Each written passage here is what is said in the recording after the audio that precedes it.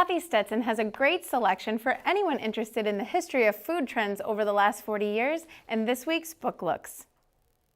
Steal the Menu, a memoir of 40 years in food by Raymond Sokoloff. Raymond Sokolov's 2013 book refers to the last 4 decades of food that he has experienced and written about. In 1971, he left his job as a correspondent for Newsweek and became the food editor for the New York Times.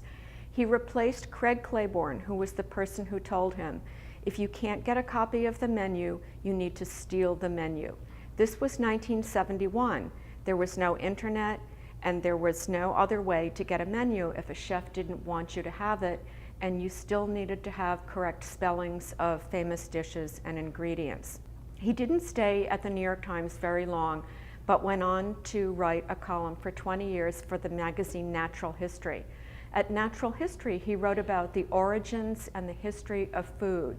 He simultaneously was reviewing international restaurants for the Wall Street Journal.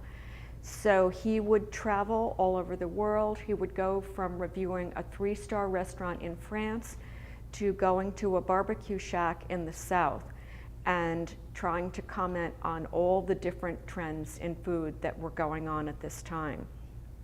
He explored the Nouvelle Cuisine movement. He also talked about slow food. He talked about the current locavore movement. He discussed at length the effect that television, that Julia Child had on cooking and the popularization of cooking and eating.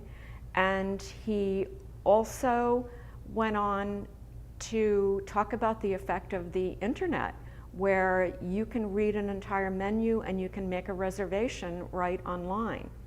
For the Needham Free Public Library, for the Needham Channel News, I'm Cathy Stetson.